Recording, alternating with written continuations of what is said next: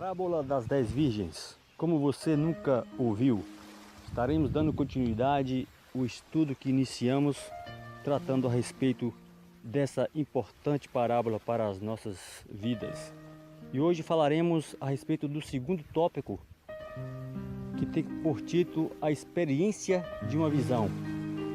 E como pergunta base, quem dá o azeite às loucas?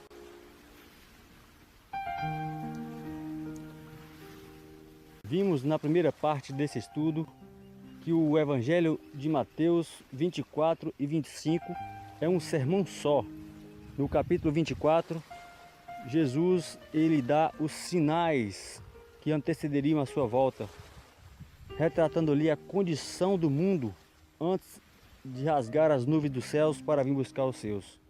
Mas no capítulo 25, que é o foco desse estudo, trata a respeito do preparo, da necessidade de estarmos preparados quando os eventos acontecerem. Então, 24 de Mateus trata a respeito dos sinais, 25 trata a respeito do preparo e a condição da igreja nesse momento.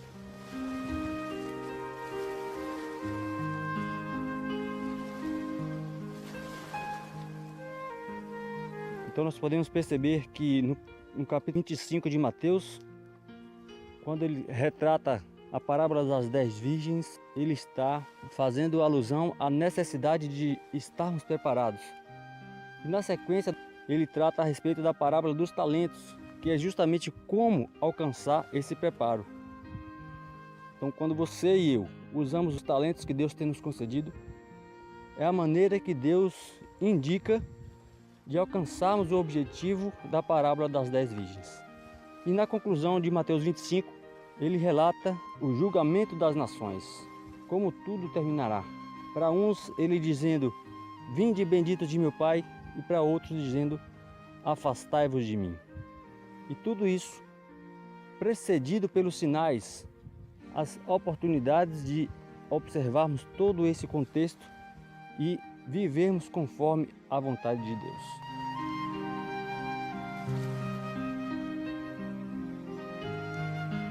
Demos também na primeira oportunidade 3 razões para dedicarmos a esse estudo. E a primeira delas é que essa parábola ela está no tempo verbal futuro, enquanto em outras ocasiões, falando a respeito do reino dos céus, Jesus sempre diz, o reino do céu é semelhante a alguma coisa. Nessa parábola em específico, Jesus começa dizendo, o reino dos céus será semelhante a 10 virgens. O segundo motivo que demos para estudarmos essa parábola é a necessidade de já estarmos preparados quando esses eventos acontecerem. E o terceiro motivo é que se refere ao remanescente, aos filhos de Deus fiéis que estariam vivendo justamente um pouco antes da sua breve volta. Então dividimos o estudo em 4 blocos. O primeiro deles nós tratamos basicamente a respeito da estrutura da parábola e procuramos responder quem são os personagens. Nessa ocasião estaremos respondendo quem dá azeite às loucas e o tópico principal é a experiência de uma visão.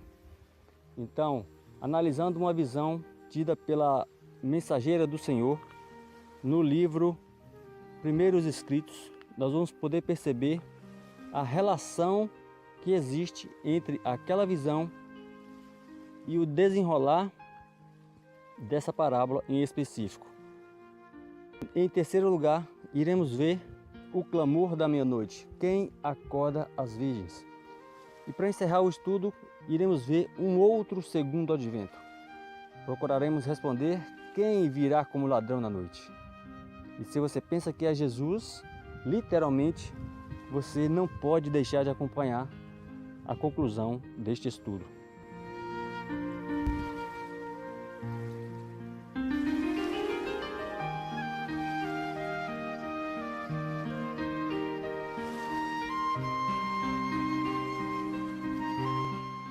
A experiência de uma visão. Quem dá azeite às loucas? Nesse momento vamos fazer uma breve leitura da parábola por inteiro, para então tirarmos as conclusões relativas a esse tema. Vamos à leitura. Evangelho de Mateus, capítulo 25, versículo de 1 ao 13. Diz assim: Então o reino dos céus será semelhante a 10 virgens, que tomando as suas lâmpadas, saíram ao encontro do esposo. E 5 delas eram prudentes, e 5 loucas. As loucas, tomando as suas lâmpadas, não levaram azeite consigo, mas as prudentes levaram azeite em suas vasilhas, com suas lâmpadas. E tardando o esposo, toscanejaram todas e adormeceram. Mas à meia-noite, ouviu-se um clamor: Aí vem o esposo, saí-lhe ao encontro. Então, todas aquelas virgens se levantaram e prepararam as suas lâmpadas. E as loucas disseram às prudentes: Dai-nos do vosso azeite, porque as nossas lâmpadas se apagam. Mas as prudentes responderam dizendo: Não seja o caso que nos falte a nós e a vós. Ide antes aos que o vendem, e comprai-o para vós. E tendo elas ido comprá-lo, chegou o esposo, e as que estavam preparadas entraram com ele para as bodas, e fechou-se a porta. E depois chegaram também as outras virgens, dizendo: Senhor, Senhor, abre-nos. E ele respondendo disse: Em verdade vos digo que não vos conheço. Vigiai, pois, porque não sabeis o dia nem a hora em que o Filho do Homem há de vir. Podemos acompanhar aí a leitura e vamos focar no verso 8 do capítulo 25 de Mateus, quando é dito: Dai-nos do vosso azeite. Podemos perceber que as loucas conseguiram chegar até na porta, quando ela diz: Senhor, Senhor, abre-nos. Mas antes disso, elas disseram às prudentes: Dai-nos do vosso azeite. E aí receberam a notícia de que não poderiam receber azeite das prudentes, porque não seria suficiente para ambas as virgens. Então aquelas que tinham provisão, azeite em dobro, azeite suficiente para seguir no cortejo, conseguiram chegar além das portas. E as virgens loucas que não fizeram provisão ficaram para trás. Mas a grande pergunta é: quem é que deu o azeite? E que azeite é esse concedido às loucas que fizeram com que batessem na porta, pedindo para que o seu senhor abrissem? Então, diante dessa visão, queremos estudar agora. Vamos perceber que azeite é esse e quem é que dá esse azeite. Vamos fazer a leitura sequencial da visão. A visão se encontra no livro Primeiros Escritos, no capítulo 10. Vi um trono, e assentados nele estavam o Pai e o Filho. Perante o trono, vi o povo do advento. O povo do advento era composto pelo povo que desejava ver Jesus voltar. É o povo que estava aguardando com ansiedade pelo advento de Cristo. Por isso, recebeu aí a nomenclatura de povo do advento. E esse povo era composto de pessoas de várias denominações. Daí a representação de forma não uniforme, colorida, representando justamente várias denominações, porque o coração deles estavam convictos de que Jesus estava para voltar. Então é denominado o povo do advento. A mensagem ou a visão tem sequência dizendo assim: Vi 2 grupos, um curvado perante o trono, profundamente interessado, enquanto o outro permanecia indiferente e descuidado. Foi observado 2 grupos de pessoas, dentro do mesmo grupo inicial do povo do advento. Então foi feita a distinção, um curvado, profundamente interessado, enquanto que o outro permanecia ali, porém descuidado. E a visão tem a sequência dizendo assim: vi uma luz que vinha do Pai para o Filho. Do Filho se irradiava sobre o povo perante o trono. Então a luz era irradiada do Pai para o Filho, e do Filho se estendia perante todo o povo que se encontrava diante do trono, quer seja aqueles que estavam curvados, interessados, quer seja aqueles que estavam ali, mesmo que desinteressados. Porém, muitos saíam de sobre ela e imediatamente resistiam-na. Outros eram descuidados e não estimavam a luz, e esta se afastava deles. Então não era que a luz saía de sobre o povo, mas era alguns que estavam desinteressados é que saía do alcance da luz do Senhor. Alguns iam e se curvavam com um pequeno grupo em oração.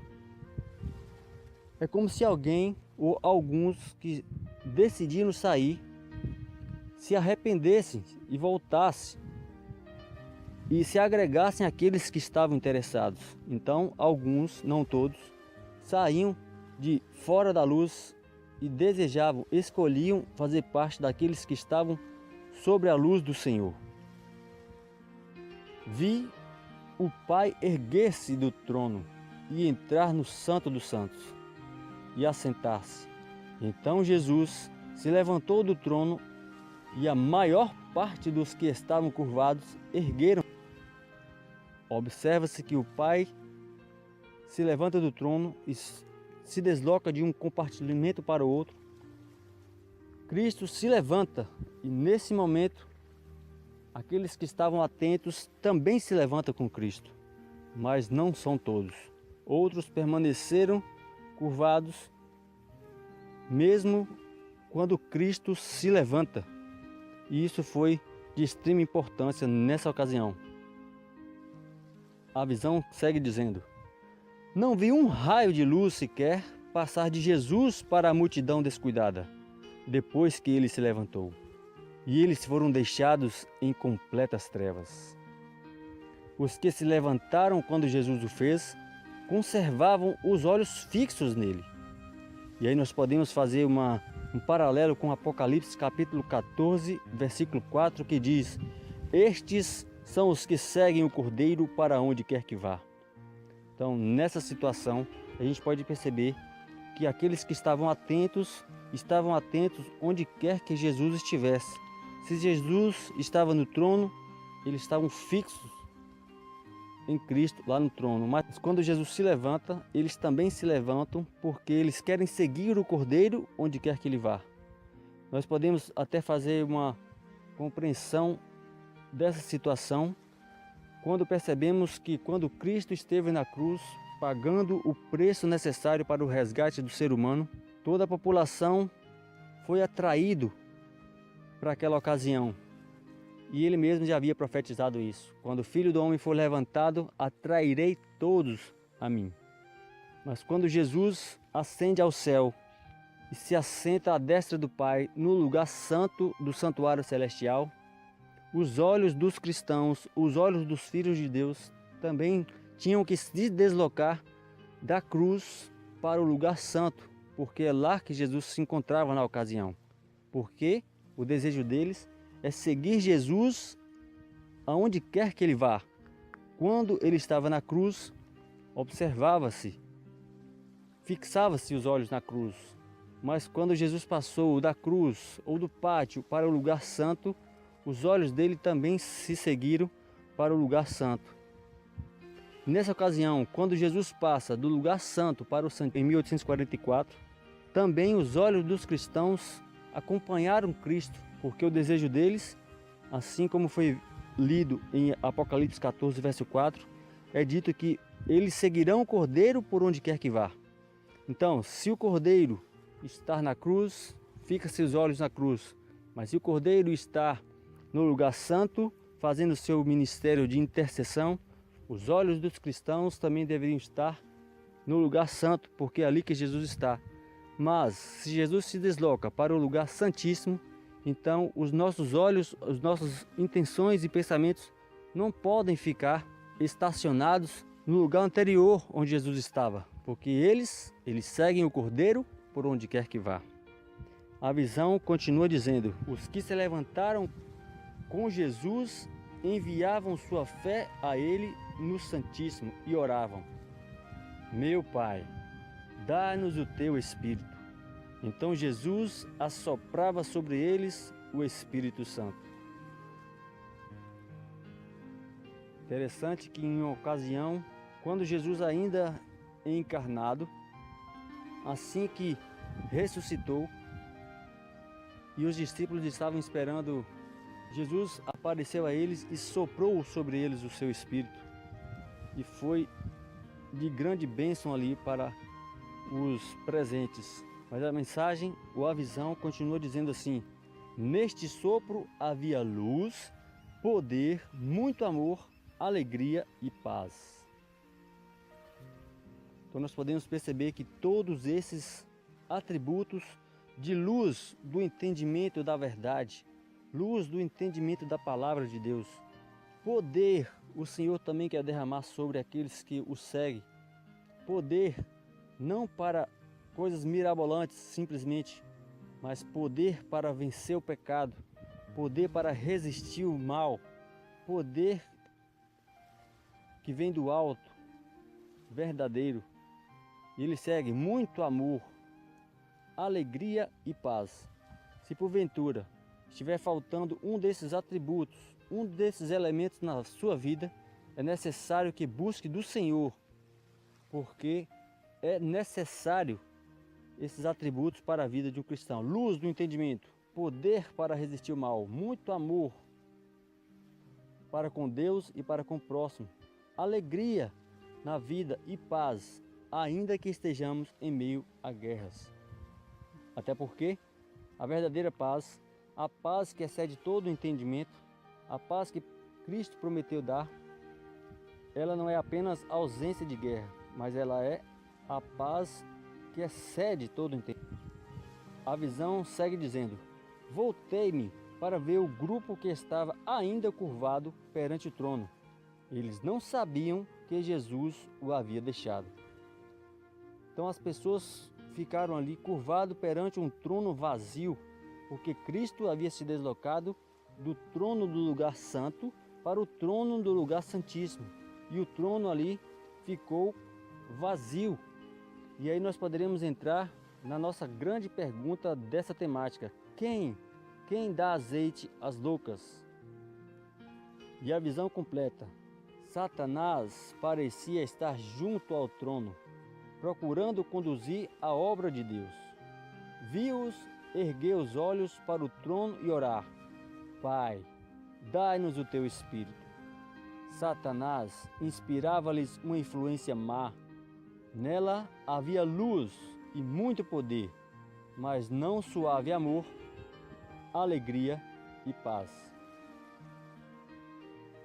Então a gente pode perceber que diante de um trono vazio, Satanás se coloca próximo, até porque ele não pode ocupar o trono do Senhor.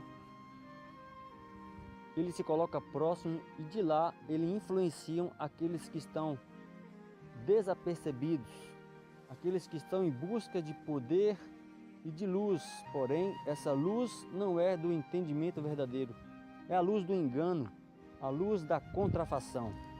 E muito poder malévolo, destinado a iludir e a enganar. Muito poder para realizar falsos milagres, muito poder para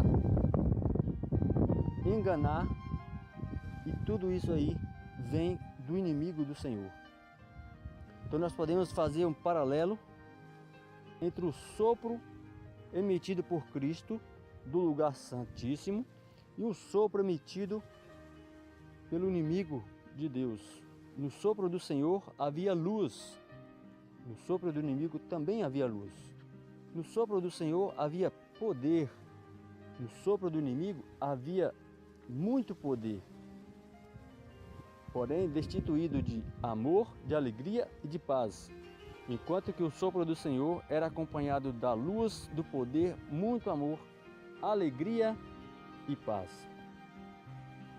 O objetivo de tudo isso é mencionado na sequência da visão. O objetivo de Satanás era mantê-los enganados e atrair de novo e enganar os filhos de Deus. Porque ele sabe que o tempo de graça está se extirpando. Cada dia que passa, ele sabe que o seu tempo é curto. Apocalipse 12 já é dito que ele sabe que pouco tempo lhe resta. Então, quanto mais tempo ele faz com que os filhos de Deus fiquem enganados, iludidos, presos a um determinado compartimento onde Cristo não está, então ele se exulta.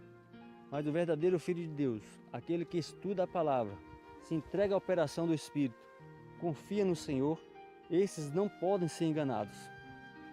E segue porque eles seguem o Cordeiro por onde quer que vá. Então, nossa pergunta fica respondida assim: quem dá azeite às loucas? Quem é que faz com que as loucas até alcancem a porta, porém não com capacidade de entrar?